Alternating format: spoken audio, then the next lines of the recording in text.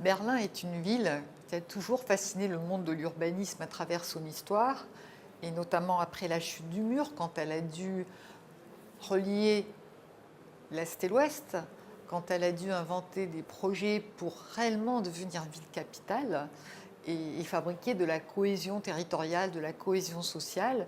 On a tous été fascinés par les grands projets, par cette capacité à renouer des cultures qui s'ignoraient.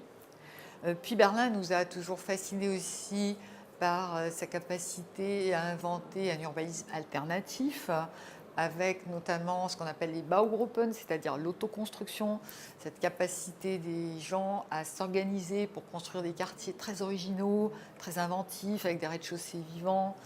Ce qu'on sait beaucoup moins, c'est que Berlin est une ville qui a subi des pertes d'attractivité, qui subit toujours une dette considérable, 60 milliards par an. Mais aujourd'hui, la ville a beaucoup changé.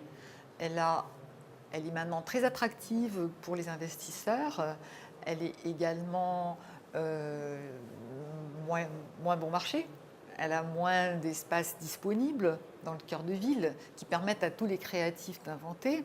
Elle a surtout un nouveau pouvoir politique avec une alliance gauche-droite, extrême-gauche. Et pour une fois, l'urbanisme est passé sous la responsabilité d'une sénatrice d'extrême-gauche, extrêmement pragmatique et très ambitieuse pour sa ville, qui veut lutter contre la gentrification, mais faire en sorte quand même que l'ADN de Berlin persiste.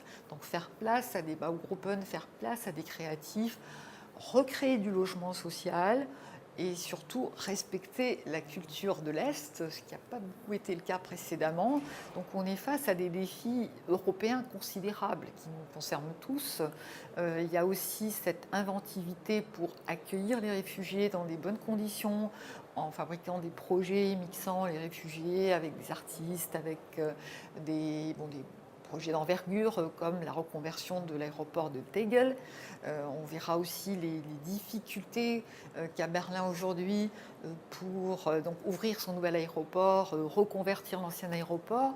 Donc ça n'est pas qu'une histoire rose, mais c'est une histoire passionnante d'une ville qui est en permanence dans l'invention et l'improvisation, tout en ayant un fil conducteur assez clair sur le lien transport-urbanisme, sur la volonté donc de cohésion sociale qui est très très forte et sur voilà, cet accueil des créatifs.